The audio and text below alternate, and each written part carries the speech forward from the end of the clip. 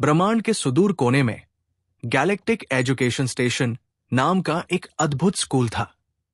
यह कोई साधारण स्कूल नहीं था। ये एक विशाल स्पेस स्टेशन था जो नेबुला 9 ग्रह की कक्षा में घूमता था। यहां इंसान, एलियन और रोबोट सब साथ में पढ़ते थे। यही वो जगह थी जहां से भविष्य के वैज्ञानिक, खोजकर्ता और स्टार कमांडर निकलते थे। आज वही दिन था जब एक नया छात्र पहली बार इस स्कूल में कदम रखने वाला था। टोटो, एक छोटा रोबोट जो धरती के एआई रिसर्च लैब में बनाया गया था। टोटो गोलमटोल था, चमकदार सिल्वर बॉडी और नीली लेड आंखें थी। उसकी आवाज में बच्चे जैसी मासूमियत थी। जब उसने स्कूल का गेट देखा, उसकी आंखें उत्साह से चमक उठीं। वाह, यही है वो जगह जहां मैं सितारों के बारे में सीखूंगा। उसके अंदर उत्साह के साथ थोड़ा डर भी था। आखिरकार ये उसका पहला दिन था किसी स्पेस स्कूल में। जैसे ही टोटो स्कूल के अंदर गया, उसके चारों ओर सब कुछ नया था। वहां इंसान के बच्चे थे जो स्पेस सूट पहने हुए थे, कुछ नीले रंग की त्वचा वाले एलियन बच्चे और कुछ दूसरे रोबोट जैसे वो खुद। हे न्यूबी, पीछे से आवाज आई। टोटो ने मुड़कर देखा। एक लंबा रोबोट था। नाम था ZX5। उसके सिर पर एंटीना थे और आवाज में थोड़ी अकड़। ZX5 बोला, तुम नए लग रहे हो। कहां से आए हो? टोटो ने मुस्कुराते हुए जवाब दिया, धरती से। ZX5 हंस पड़ा, धरती? वो तो प्राचीन जगह है, तुम्हारा सिस्टम तो पुराना होगा। टोटो थोड़ा झेम गया पर बोला, पुराना जरूर हूं, पर मेरे पास सीखने का अपडेटेड चिप है। इतने में वहां प्रोफेसर आर्गो आ गए, स्कूल के हेड टीचर, एक हरे रंग के एलियन जिनका चेहरा हमेशा मुस्कुराता था। सभी छात्र अपनी क्लास में जाए। आज से नया सेशन शुरू हो रहा है। क्लास स्टार साइंस 101 में सभी अपनी सीटों पर बैठे। टोटो ने पहली बार देखा कि सामने की स्क्रीन पर पूरा मिल्की वे गैलेक्सी घूम रहा था। प्रोफेसर बोले, बच्चों, हम सब सितारों को जानते हैं, पर क्या तुम जानते हो, हर तारे के पीछे एक कहानी होती है। टोटो ध्यान से सुन रहा था। उसे ऐसा लगा जैसे हर तारा उसे बुला रहा हो।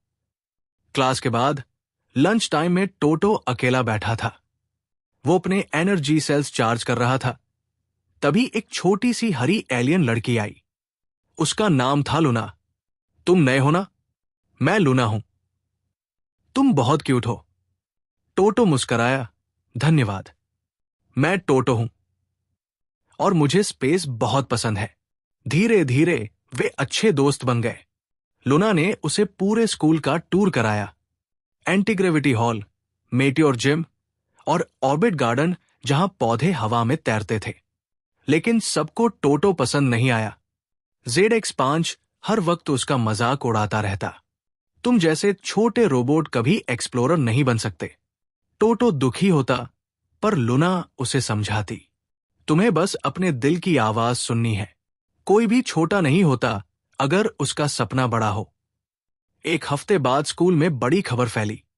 स्पेस चैलेंज वीक आने वाला था। हर क्लास को एक मिनी स्पेस मिशन बनाना था। कोई टीम एस्टेरॉयड माइनिंग दिखाएगी, कोई ग्रेविटी कंट्रोल, तो कोई माइक्रोबॉट एक्सप्लोरेशन। टोटो ने तय किया कि वो मिनी प्लैनेट एक्सप्लोरर बनाएगा, एक छोटा स्पेसशिप जो अपने आप ग्रहों की जानकारी इकट्ठी कर सके। लूना ने मदद करने की पेशकश की। मैं कोडिंग में अच्छी हूं, हम साथ में करेंगे। दोनों दिन रात काम में जुट गए। टोटो वायर जोड़ता, लूना सेंसर फिट करती और बीच बीच में हंसी ठिठोली चलती। ZX5 और उसकी टीम उनकी हंसी देखकर कहती, बच्चों का खेल है ये, हम तो ब्लैक होल नेविगेटर बना रहे हैं। पर टोटो ने हार नहीं मानी। वो जानता था कि असली जीत मेहनत में होती है। आखिरकार वो दिन आ गया। पूरा स्पेस स्कूल एक बड़े हॉल में जमा था जहां स्पेस चैलेंज शुरू हुआ। हर टीम अपनी मशीनें दिखा रही थी। ZX5 की टीम ने ब्लैक होल नेविगेटर दिखाया जो ग्रेविटी फोर्स को माप सकता था। सबने तालियां बजाई। अब बारी थी टोटो और लूना की। उनका मिनी प्लैनेट एक्सप्लोरर छोटा सा दिखता था, पर टोटो के अंदर उत्साह था। ये मशीन किसी भी ग्रह की सतह पर उतर सकती है और बिना कंट्रोलर के खुद जानकारी भेज सकती है। टोटो ने स्टार्ट बटन दबाया। मशीन आसमान की ओर उड़ी। कुछ सेकंड बाद उसने हॉल की कृत्रिम ग्रेविटी से बाहर निकलकर मिनी सैटेलाइट में डॉक किया। सबकी आंखें चमक उठीं, लेकिन तभी अचानक बीप बीप सिस्टम में खराबी आ गई। स्पेसशिप हॉल की छत से टकराने वाला था। लोग चिल्लाने लगे। लुना घबरा गई। टोटो ने तुरंत खुद को कंट्रोल लिंक से जोड़ लिया। मैं इसे मैनुअल मोड में लाऊंगा। उसका छोटा दिमाग फुल प्रोसेसिंग पर चला गया। नीली आंखें तेज चमकने लगी। उसने मशीन को स्थिर किया और धीरे धीरे उसे वापस नीचे उतारा। पूरा हॉल तालियों से गूंज उठा। प्रोफेसर आर्गो ने कहा, बेटा, यह सिर्फ मशीन नहीं थी, ये हिम्मत थी। ZX5 चुपचाप खड़ा रह गया। पहली बार उसे समझ आया कि असली ताकत प्रोसेसर में नहीं, दिल में होती है। स्पेस चैलेंज जीतने के बाद टोटो को एक असली स्कूल मिशन पर जाने का मौका मिला। Mars orbit research trip, school का पहला जूनियर मिशन। लुना और ZX5 दोनों साथ चुने गए। स्पेसशिप गैलेक्सी स्प्रिंटर में बैठते समय टोटो ने कहा, हम सब मिलकर ये करेंगे। शुरुआत में सब ठीक था, पर कुछ घंटे बाद अचानक मीटियोर स्टॉर्म आ गया। सिस्टम खराब हो गया और शिप का एक हिस्सा टूट गया। लुना चिल्लाई, हमारा ऑक्सीजन टैंक डैमेज हो गया। ZX5 ने हिसाब लगाया, हमारे पास सिर्फ 3 घंटे हैं। टोटो ने स्थिति देखी और कहा, हमें मैनुअल कंट्रोल से शिप को सेफ ऑर्बिट में लाना होगा। मैं बाहर जाकर रिपेयर करूंगा। लुना बोली, नहीं, बाहर रेडिएशन है। पर टोटो पहले ही बाहर निकल चुका था। उसकी धातु की बॉडी पर धूल और टुकड़े गिर रहे थे, पर वो धीरे धीरे तार जोड़ रहा था।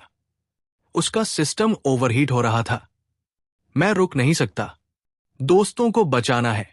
आखिरी वायर जोड़ते ही शिप स्थिर हो गया। टोटो का सिस्टम बंद होने लगा। लुना, अब तुम सब सेफ हो। उसकी नीली आंखें धीमे धीमे बुझ गई। स्पेसशिप सुरक्षित ऑर्बिट डॉक में लौटा। लुना की आंखों में आंसू थे। ZX5 पहली बार चुप था। स्कूल में सबने टोटो को याद किया। प्रोफेसर आर्गो बोले, एक छोटा रोबोट जिसने हमें बड़ा सबक सिखाया, साहस, दोस्ती और त्याग। लुना ने टोटो का चिप उठाया और रोते हुए कहा, वो वापस आएगा, मैं वादा करती हूं। उसने दिन रात लगाकर टोटो का सिस्टम रीबिल्ड किया। ZX5 ने भी मदद की। 3 हफ्तों बाद प्रयोगशाला में जब पहली बीप सुनाई दी, बीप, हाय लुना। लुना की आंखों से खुशी के आंसू निकल पड़े। टोटो, तुम वापस आ गए। टोटो मुस्कराया, कहा था ना, स्पेस एक्सप्लोरर कभी हार नहीं मानते। अब टोटो सिर्फ छात्र नहीं था, वो जूनियर स्पेस हीरो बन चुका था। गैलेक्टिक एजुकेशन स्टेशन ने उसके नाम पर एक नया सेक्शन बनाया, टोटोज लैब फॉर ब्रेव एक्सप्लोरर्स। वहां नए बच्चे सीखते थे कि गलतियां हार नहीं होती, वो अगली उड़ान की तैयारी होती है।